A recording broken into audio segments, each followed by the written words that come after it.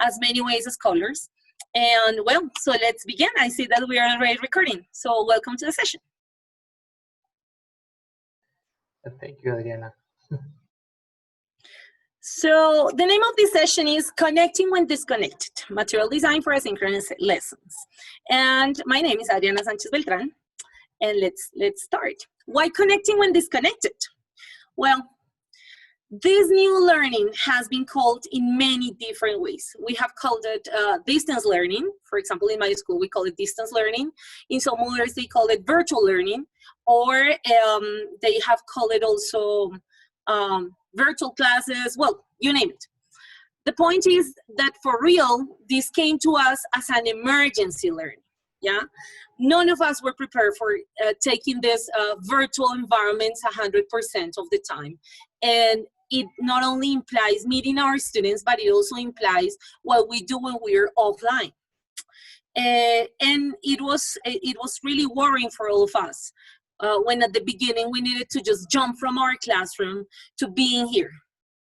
We probably were ready for virtual learning, but those of you that have been part of virtual learning know that this is not how it feels, and this is not how it looks, and that is actually complex to move from classroom to Zoom or Teams and etc. So while we're trying to cope with all the things that schools demand from us, we also have to design our classes and our materials. There have been many webinars and many training sessions with different institutions, not only with ASOCOPI, but also with international institutions. And the point is that all this distance learning is usually focused on our synchronous lessons, on our synchronous classes, when we actually see our students. But what happens when we don't see them? What is all the job that is behind when we don't get to see our students? Well, can we connect with our students when we're offline? Recently, I was taking a training and I was preparing this webinar, and this quote called my attention because I feel that that's what we are trying to do all the time. It says the job of an online teacher is the job of an offline teacher, and it's the job of any teacher. We connect to people and help them to feel connected to us and to the dimension of the world that we're leading them to experience. We are leading our students to different learning experiences, and now that we don't have them face to face, and in all those sessions that we don't see them, it's becoming a difficulty for some of us. How to design materials, for example, for students that we consider that need more help, without boring those students that we know that do not need more help. So it's complex. How do we build these scenarios? How do we connect to them? Teaching is human. And it's proved, and now we have experience in that when we are teaching, no platform can replace us. Before we start, I would like us to try this, okay? I'm gonna copy in the chat a link to a Padlet, all right? I wanna copy this link to the Padlet. Give me 1 second because I don't find the chat. I lost the chat. And, give me 1 second. Yes, I lost it. So here, okay, Caro is sharing the Padlet. And in this Padlet, I want you to write an answer to this question that I posed here, okay? What obstacles come to your mind when you listen to the word asynchronous? You can scan the QR code, or you can go to the Padlet and let me listen to you, because I am also very used to interactive, and the webinar, of course, is difficult because we're 100 sometimes, or well, so let's try it. What obstacles come to your mind when you listen to the word asynchronous? What has happened with those lessons that are not face-to-face with our students? And let's see what comes, okay? Let's see what happens. Let's see the Padlet.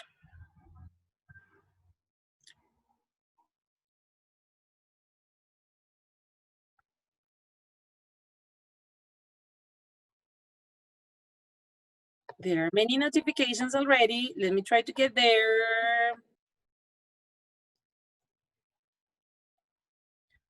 Here it is. Students' comprehension, internet connection, using tools we are not familiar with. No internet access, students' digital literacy, lack of connection, lack of vocabulary with our students. So for real, not everybody has a platform that they can access, right? Let's keep reading what we have here. No virtual meetings. We're going to talk about that later. No direct contact with students, speaking practice, lack of CTI literacy, marginalized students that may not have the technology to keep up with asynchronous work. Wow, we have many people participating. That's awesome. That's exactly what we want to hear. That is what we are here for, to share. The compromise of students participating or doing their work, lack of emotional response among interlocutors, and scarce understanding. Isolation, excess of screen time, definitely.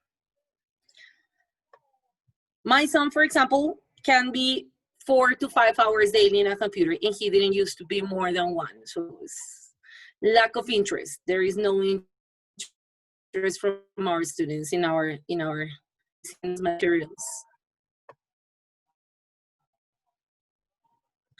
Activities aren't attractive enough. Good. Wow, we have many responses, and I guess that in laziness, it's this year, not internet access, even for us, using tools that we're not familiar with. Well, thank you very much. More difficult to create materials that speak to students when they are alone. Good. And students don't follow instructions. So those are risk of apathy, that's right. Those are all the obstacles that we face when we talk about asynchronous lessons, when we talk about that time in which we are not seeing our students. Well, I made a little exercise I also want to share, and yes, a little exercise I did with some people from my family. I don't know if it happens to you, but since we are in distance learning, some teachers have been helping people from our families to connect and to do homework, and neighbors call us and tell us, can you please help me with this homework? So I decided to make a little sample research.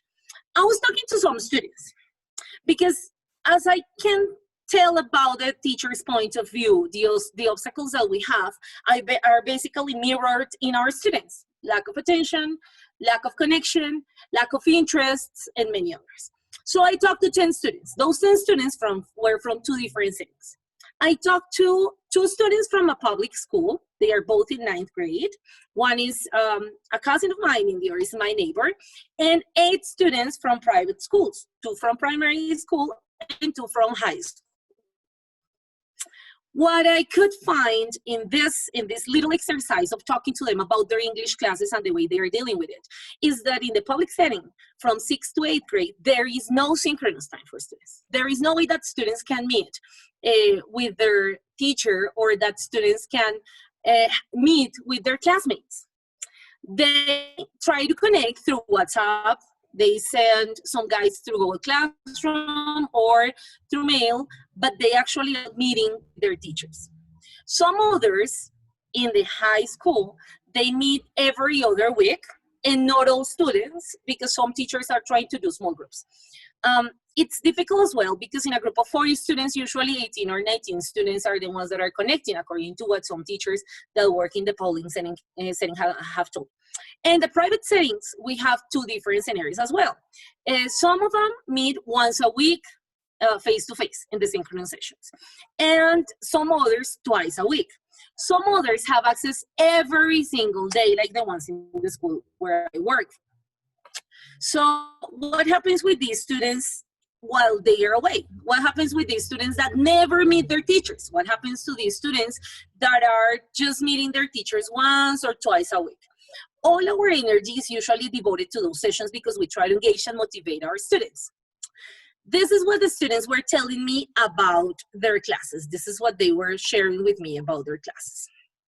Some things they really like is when there are challenges, when they have to present some projects, and when they know that their classmates are going to see them. Some others were also saying that images are clear. And for example, in primary, they love it when they just have to match, because they do it really quick and then they have a lot of time, spare time in their hands. When they have to upload things in YouTube, that is a tool that kids love, or all of them, the 10 of them were telling me about it. When they have to make posters, design things that include their creativity, and when there are short explanations or short videos. On the other hand, what they don't like is when the vocabulary is not clear. When they don't understand the vocabulary, that is something that we called an obstacle, so the lack of vocabulary. Our students also see it that way. Our students feel that the vocabulary is not clear, so what they do is translate or ask for help. When there are scanned pages from books that are not clear, when the pictures are really blurred and they need to guess what the picture is. So for example, my neighbor was telling me that he has to sit with his mom and his big brother and try to figure out what the scan is about because they really don't understand the images. When there are long explanations, sometimes, you know, less is more, and they receive a lot of images taken from Google and with explanations, very long explanations that they do not understand. So one explanation, 2 or 3 or 4 do not make any difference if they didn't get it the first time. When there are complex readings and readings about things they are not familiar with, and when they have to print or copy the whole guide, that is a practice that we have seen very frequent. When they cannot print, then they have to copy the whole guide. Which took me to this idea of, so what materials would be more appropriate with these students that have a lack of connection, or for example, that the teachers maybe try to encourage through long guides, or what's the purpose? What is behind it? Well, we all teachers know that there are different things that we want to encourage our students to do. Most of us are constantly thinking how to develop in our students' creativity, how to encourage our students to be more self-demanding, to be critical thinkers, to be critical readers. But is that happening? Is that being reflected in our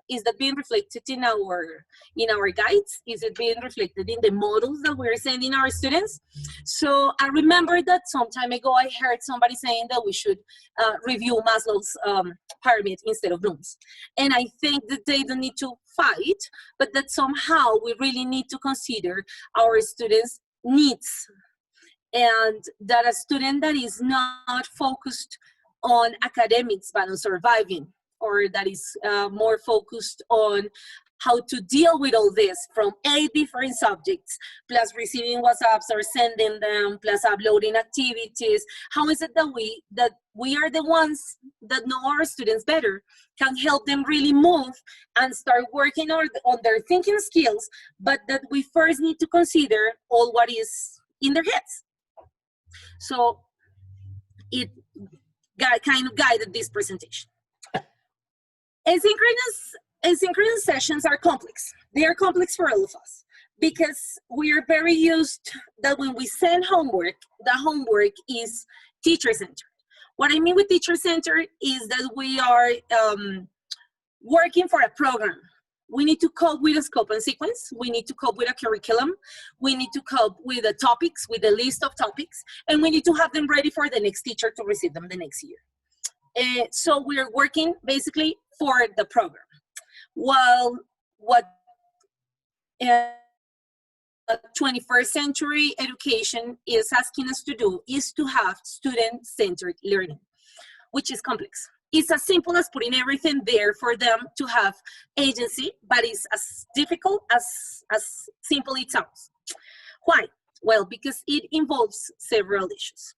The first thing that I noticed when I was reading about it is that it needs to be personalized. And when we say personalized, of course, we cannot refer to student by student, but no one different from us knows our students as good as we do.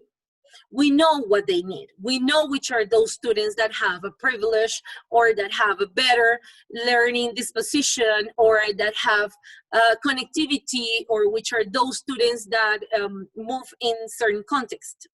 And we also know which ones don't. But that personalized also has to do with practicality and particularity of the materials that we're designing. That means that our materials need to be contextualized. When we give our students those long readings that we find in the internet, because with those readings they can practice vocabulary, it says nothing to them. It's meaningless. We need our materials to be meaningful. We need our materials to be contextualized. And that is what personalized learning means. We also talk about competence. And in that competence, I remember a lot listening to the webinar last week from JC talking about makerspaces and how we need to develop in our students communication, collaboration, critical thinking, and creativity. Those are the competencies we're looking for. We are not looking for our students to master the auxiliaries for the questions, and we are not looking for our students to master certain structures, but to use them, to be able to give us a little bit more and to show us what they can do, for example, to solve a problem or to solve a situation. I know that there are many teachers that end up using programs, for example, like CLIL, in which you have to teach a subject. When you have to teach a subject through English, yeah? And then how is it that all the strategies and tools that we give them in language are more than for the language itself? To make myself clear, when we talk about teaching languages, we are not only teaching English, we are helping them start some parts of their brains and some parts of their lives that they are not very used to, and like, for example, generating connections, trying to explain, trying to interpret, trying to analyze. And all those competences have everything to do with the makerspaces we were talking last week, and 2 weeks ago with Katie, when we were talking about how different tools that we find in the web help our students to develop all that critical thinking that we are looking for. Another aspect in student-centered learning is that it needs to be available everywhere, anytime, so that if our students need to go back to the materials, they don't necessarily need the connection to internet, or they have gathered enough in their notes so they can produce. Because basically this is what student-centered learning is about, is to promote learners' agency, to help them move from passively responding to acting with a purpose, how to keep it personal, but how to keep it also social, how to follow instructions, how to keep it simple, how to make them make sense of all the things they are learning. Because if we learn something that we feel we will never use because we will never go to a mall, or because we will never go to the coffee shop, or because we will never see the koalas in Australia that are some of the book's favorite readings. So what do I learn to read or to write if there is no point, or if it's meaningless? So all these things that come with this asynchronous is part of what we're going to talk about today. This student-centered learning is what happens when we are not there. When students cannot come to us and ask a question, when we cannot see them producing. And it's that we're like helicopters, you know? We are teachers that are usually around the classroom, talking to them, going one-on-one, but we can't. It's not possible anymore. The world stopped. And we need to start reevaluating ourselves. Is it lack of interest from our students? Or are we considering that lack of connection? Are our students really lazy, or is there something else going on there? Well, okay, wait, technology. So now let's start talking about materials design. A teacher of mine used to say that if we fail to plan, we plan to fail. And is that just as we plan our classes, and when I work with students from UNICA in the specialization program, we talk about this. We say, we plan, for example, our classes for 45 minutes when we are in the classroom. But suddenly that class that we plan for 45 minutes takes 2 or 3 sessions. Did we consider, for example, transitions? Did we consider that if we are going to work in groups, students need to move from one place to the other? And I talk a lot about planning with my students from specialization, because I really think that our plans need to start with a structure and need to have a base and a foundation. And this is the foundation that I for us to plan. And when we start planning how to design materials for our students, we need to focus on 3 main and important questions. The first one is, What do we want our students to achieve? What is it that we want in terms of what are our expectations for content and also for language? Content objectives and language objectives are some things that I didn't used to consider when I was an English teacher until I started designing materials, and designing materials with some theoretical background and foundations, because designing materials goes beyond the creativity exercise, goes beyond looking for the nice images, because I can spend hours putting this presentation together, but if I don't plan it, it's not going to work. So these content objectives and language objectives is something that us as educators many times don't take into consideration.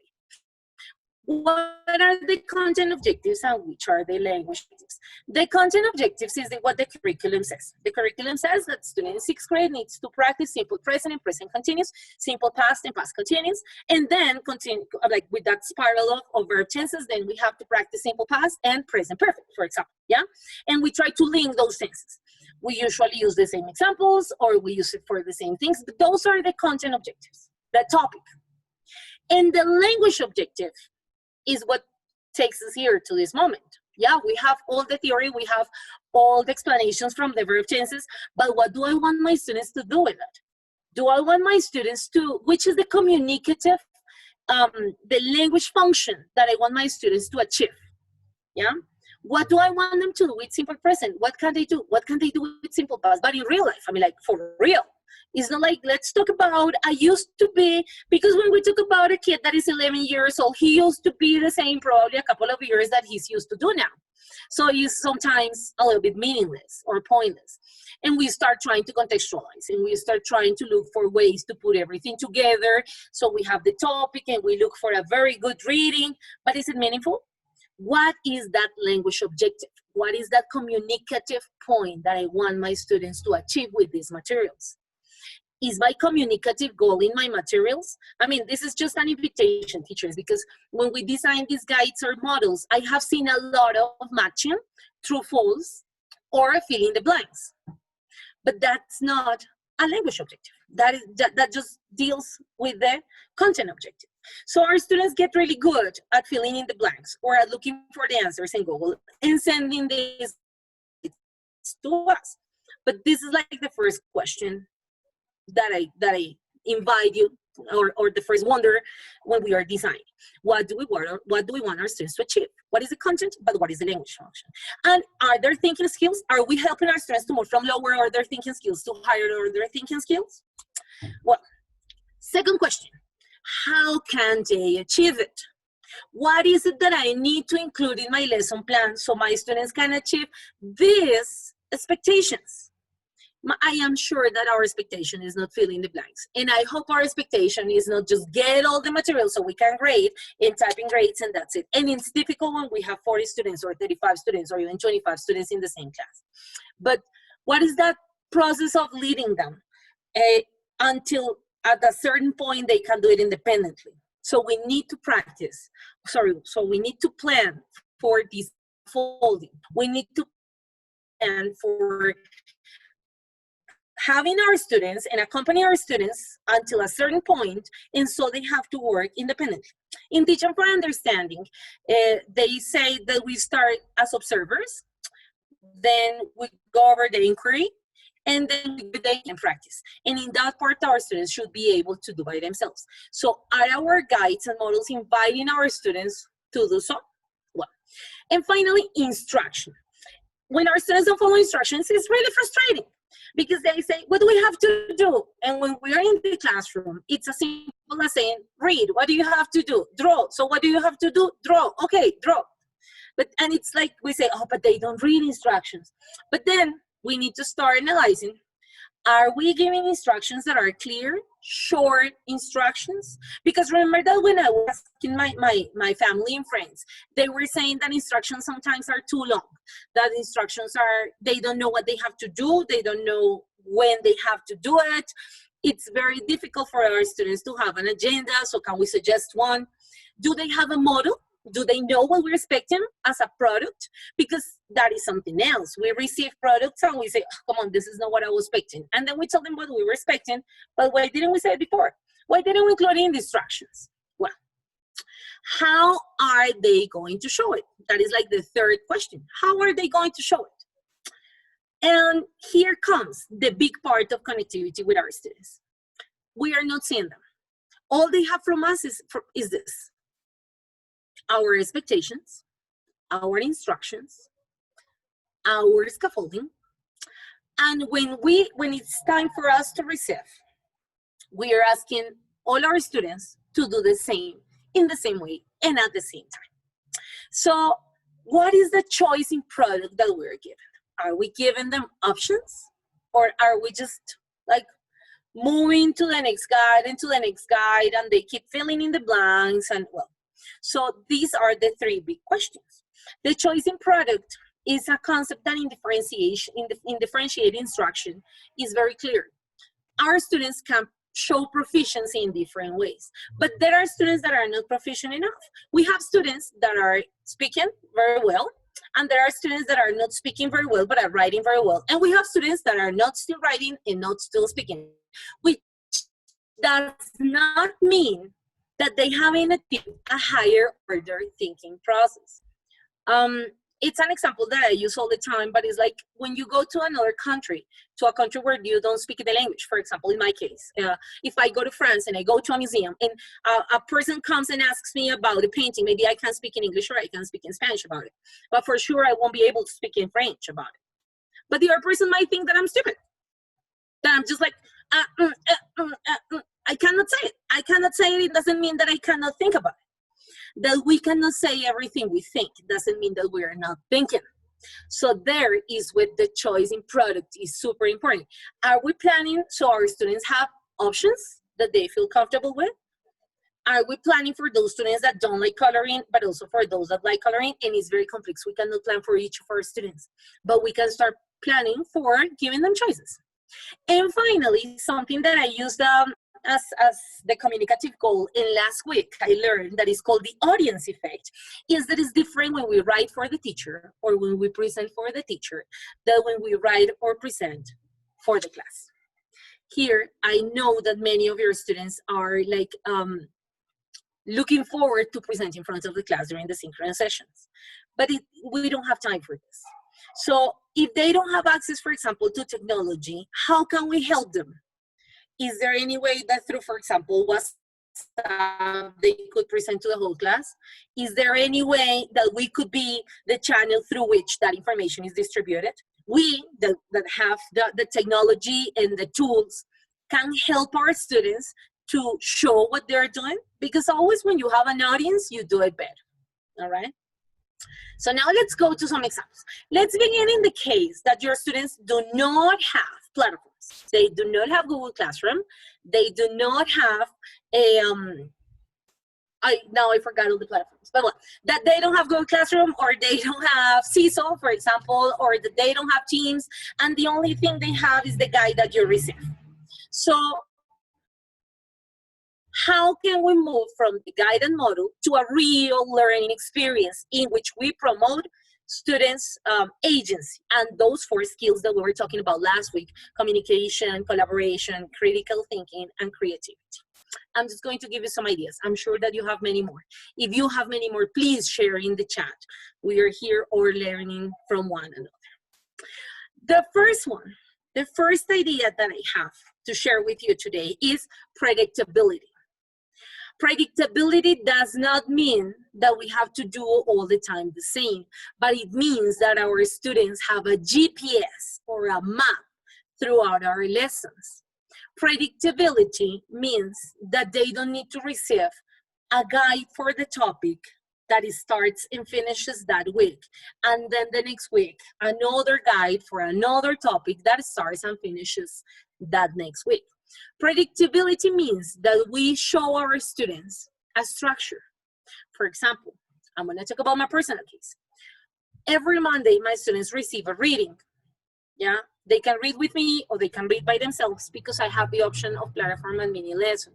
But when I have to plan for asynchronous, I send the reading. I adapt it so they have it. They know that on Tuesday, we are going to focus on word study. And on Wednesday, we are going to start drafting some writing. And on Thursday, we are going to have a product that is usually a mental map that they can decide on. And some others that are ready for doing it, they can do it, for example, using paragraphs. Some others do it using audios, and some others do it using videos. And on Friday, they know that they will have feedback either from that week or from the previous week. So predictability is like giving our students a map through our lessons. It's the GPS. They know what they have to do, and they know when they have to do it. I have seen, for example, some teachers from Colegio that I was working a couple of weeks ago with some Spanish teachers, and they design a guide in which they say, asynchronous. For Monday, we recommend you to do this part, etc., etc. On Tuesday, we're going to meet on our synchronous session, and this is what our synchronous session is going to be about. So students have more or less an idea of what is going to happen in the next 2 weeks, and they are prepared and they anticipate. It needs to include the final product. They need to know that the content is simple present, but that the language objective is a communicative product that they will have to show to their class, or that they will have to share with the teacher, which eventually will try to share with the group. So we keep using this audience effect. How to do it? Project, problem-based learning, reducing, lowering the level, doing presentations, doing demonstrations, doing things that do not imply technology but creativity and problem solving. The second tip that I want to share, clear, short, written instruction and model. Yes, the temptation of Google is there. I've done it many times, yeah? But your students understand what you explain to them because they are used to your speech, because they are used to your instruction, because they are used to the way you have prepared them to this moment. Yeah, your students understand the words that you usually use, and you use the words that you know that your students usually understand. So it takes time. It demands a lot of time. Preparing material and planning material takes time, but we can do it. We can write short instructions and a model of our expectations. The next one is building background.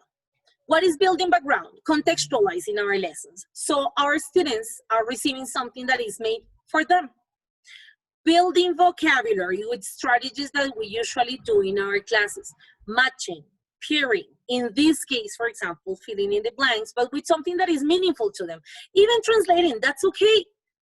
It's using cognates, using false cognates, using words that are familiar to them, but also trying to help them understand the ones that are not familiar to them. We are not asking you to simplify everything for them. We are not asking you to make it easy. We're asking you to make it meaningful. Modify and adapt. Now teachers, I mean, for a long time, I was against teachers pay teachers. I was like, but why do I have to pay? Or yeah, I want to share my ideas and I want a learning community in which all of us share what we learn and etc.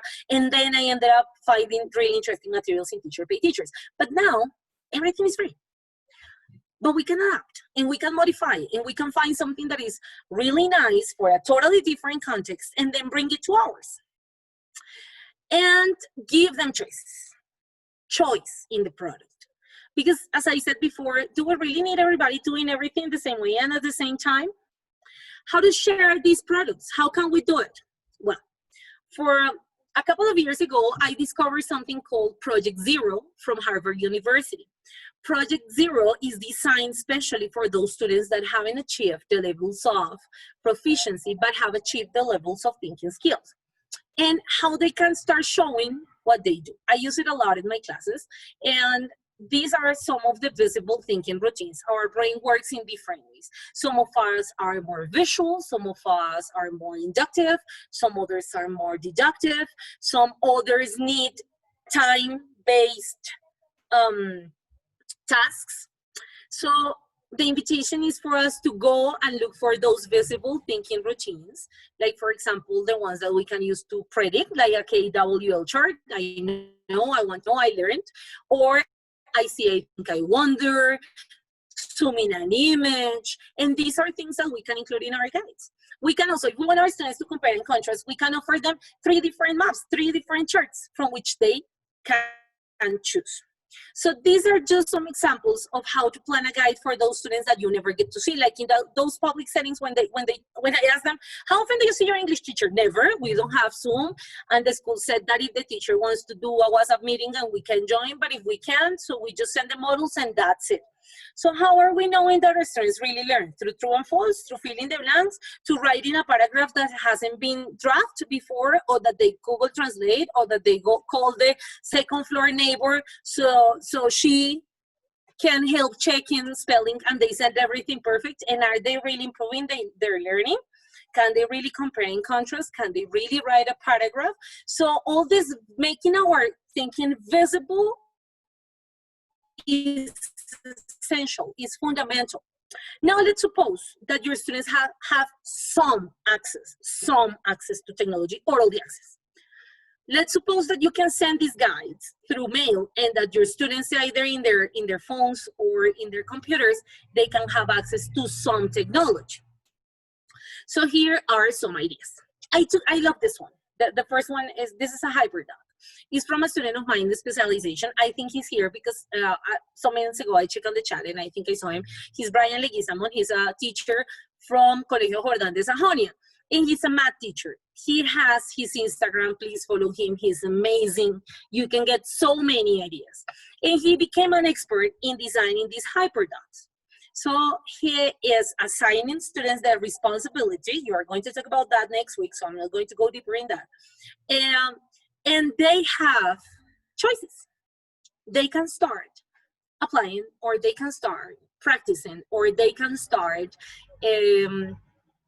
just going over the multiplication table they're having trouble with. Yeah. We also have choice boards. What are the choice boards? They are very similar to the hyperdogs, but they have like a different format, let's say. And it's like a board game. My students can explore different resources that are designed considering different learning styles or different learning preferences. Let's call it preferences, so we don't have in here a discussion about learning styles. But what if about a topic, some of them prefer to read and some of them prefer to watch or prefer to listen, or to have access to many more resources? What if they want to try make a quiz? What is the design of these materials? That is the hard part. That is our hard part, yeah? Because designing these materials, for example, I use Canvas. I love it. I use Canvas for everything. I have designed all my materials this year through Canvas.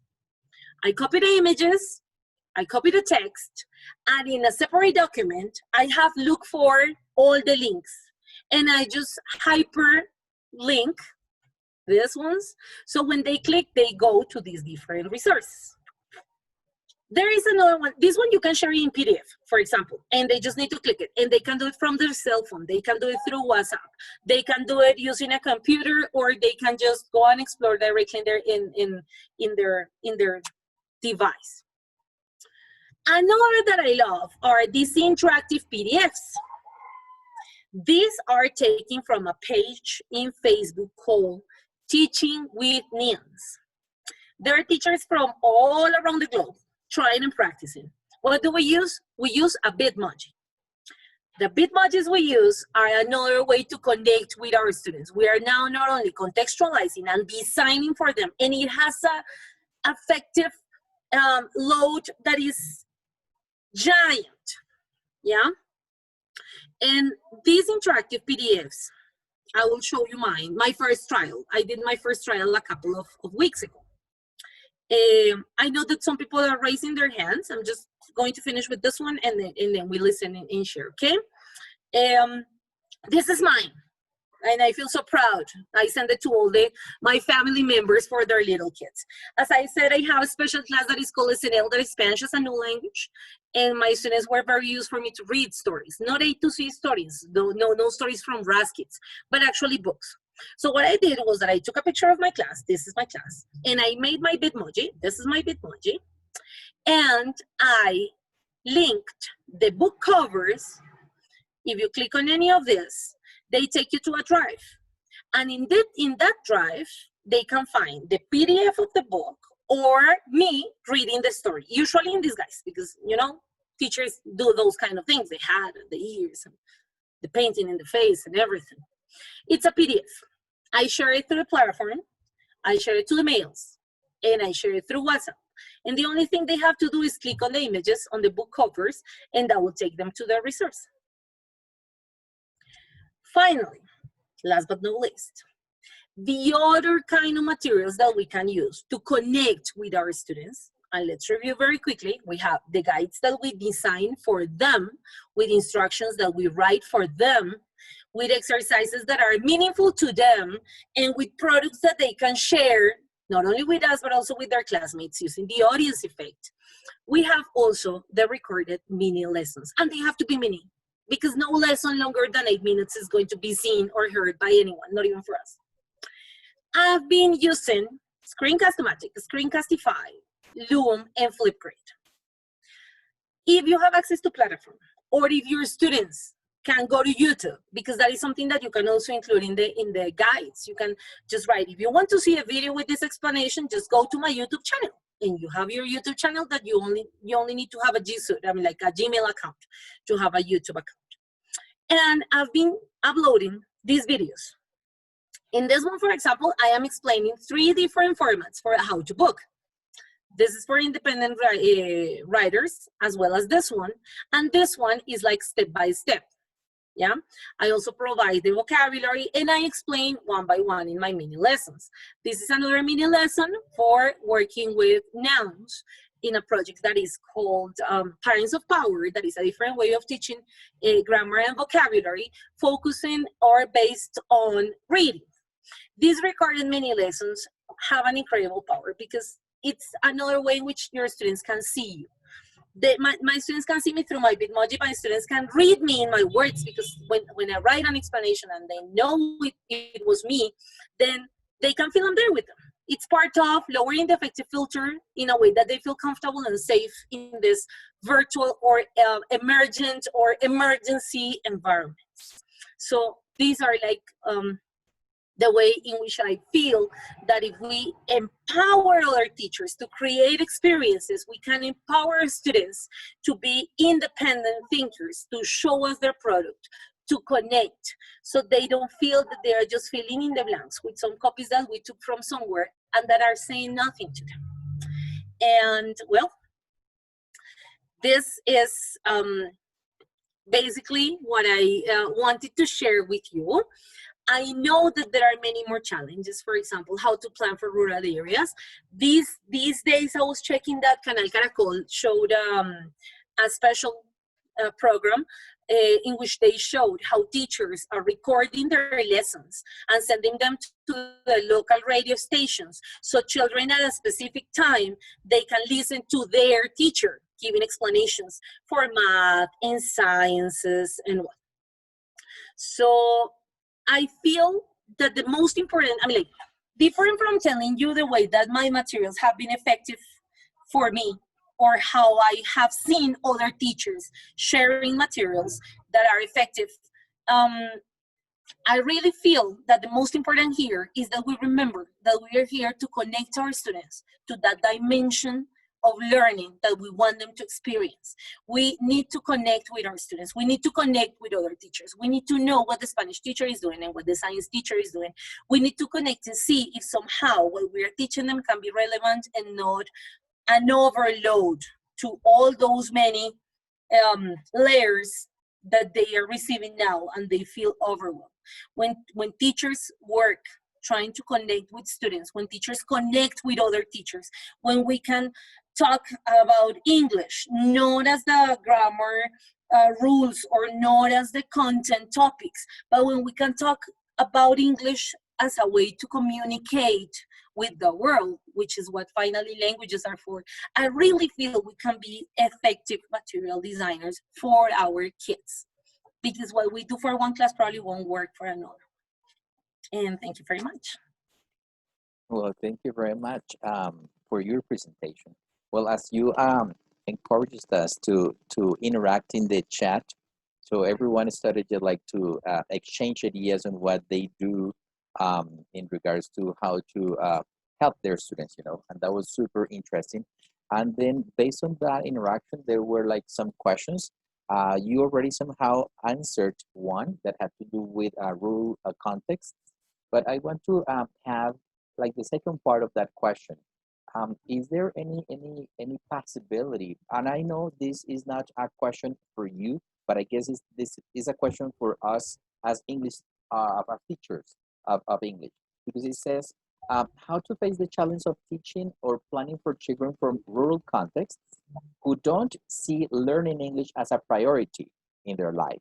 And I know that that challenge is not only for that rural population, but also it happens here in the city. So I think, once again, this is not a question that is only addressed to you, but I guess could be a question for us to reflect upon. I would like to get to know what your insight is in these regards.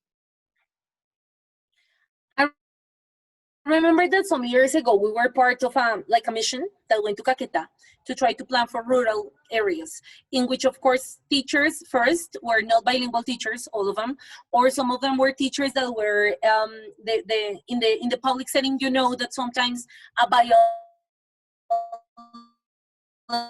teacher can be named for that it's not meaningful. They don't care, and they don't care because they feel they will never use it, and because, as I said, like the two examples, the mall and the coffee shop, are things that are like not important for them, because those are things that are never in contact with.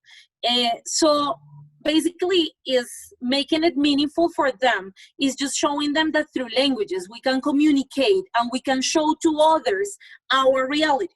Why all our books and why all the materials that we have and why all the things that are brought to our class belong to a different culture? Well, a way to encourage our students to understand the importance of languages is exactly that one. Why don't we start taking all the things that are from our culture and show it somewhere else? Again, the audience effect. For a rural context, the mall and the simple present and the present perfect, and they are not important. They are not meaningful. What needs to be meaningful is the communicative context of languages, how languages empower us to show to the world all those wonderful things that we have to share. So I think that was, and that was pretty much the approach that we use in Caquetá. First, we use like the waterfall methodology, in which we talk to some teachers and they move and talk to some others and they talk to some others, and they finally started telling us, hey, we have this beautiful project. We have the orchard project. We have a little farm, and we actually milk the cow, and we actually feed the pigs, and we actually do all these things. So we started working on some promos for like showing to the department how each school was being part of that productive program. And the whole English class was focused on the vocabulary that was meaningful to them, the structures they needed to express what they wanted to express and what they wanted to show, and to do it, for example, through writing and to developing some booklets. So that's a personal experience I had. Like, making it meaningful is the most important. If we don't make learning meaningful, we're just filling in the blanks.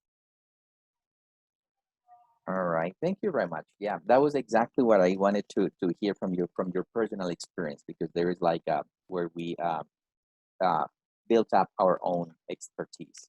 All right, maybe somehow related to the previous question, it has to do, and also you mentioned it in your examples.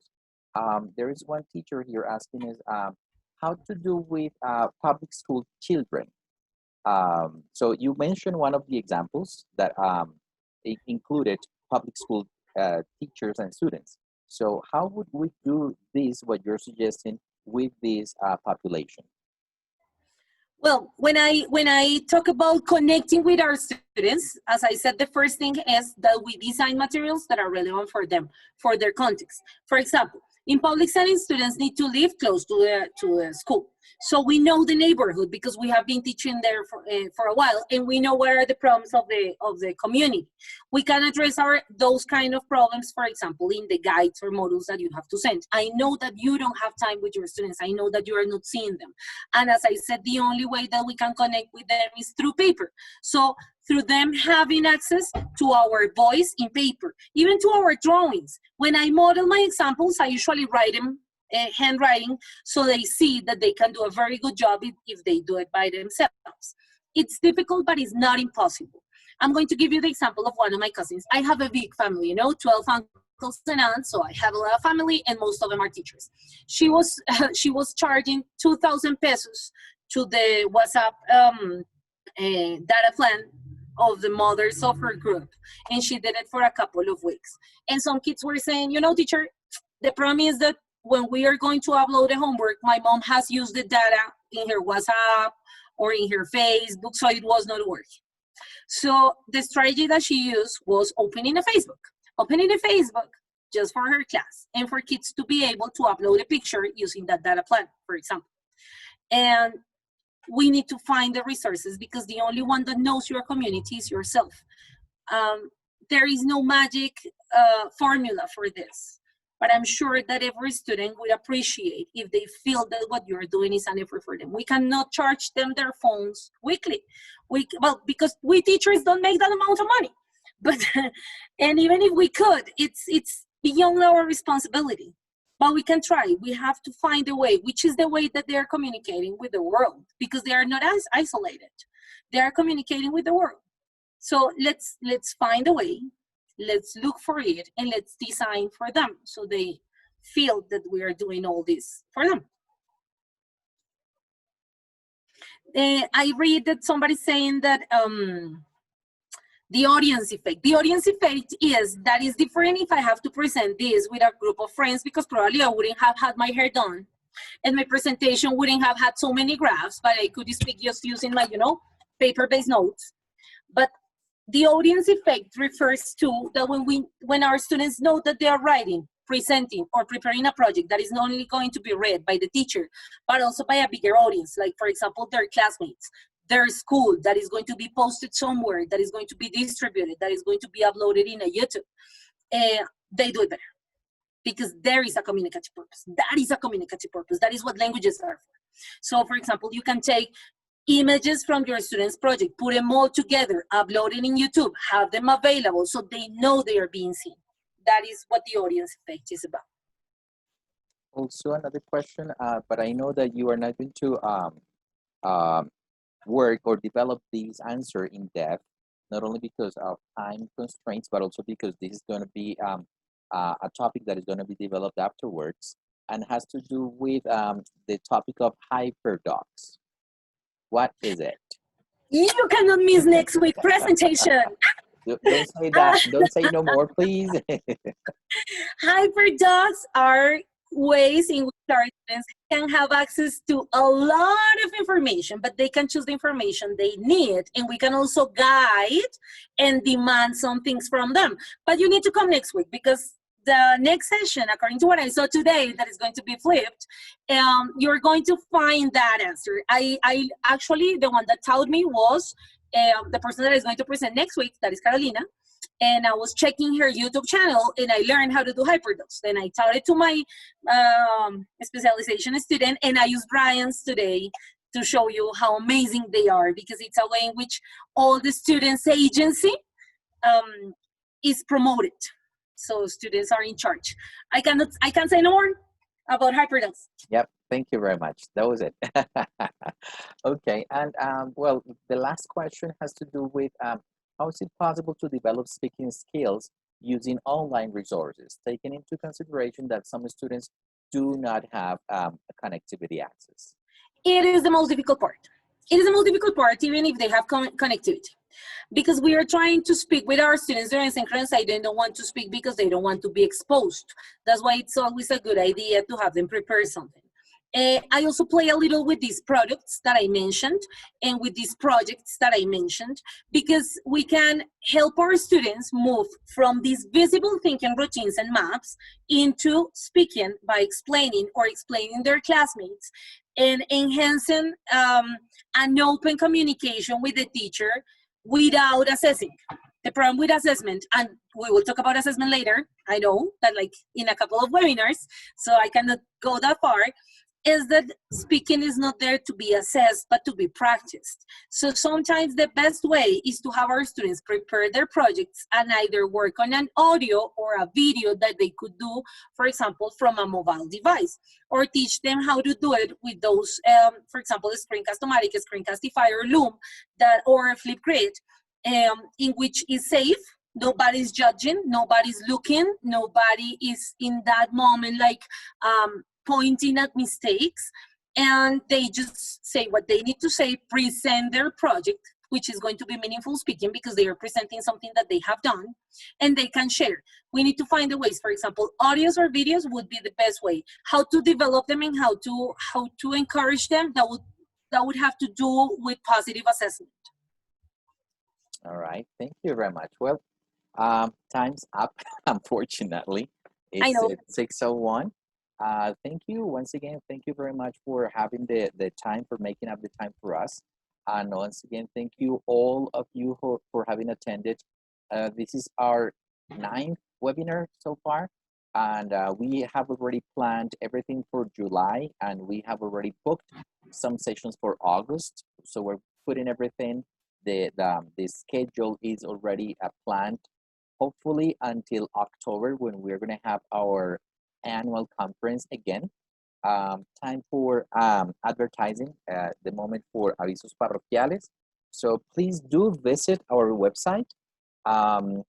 We are looking now for participants of the special interest groups.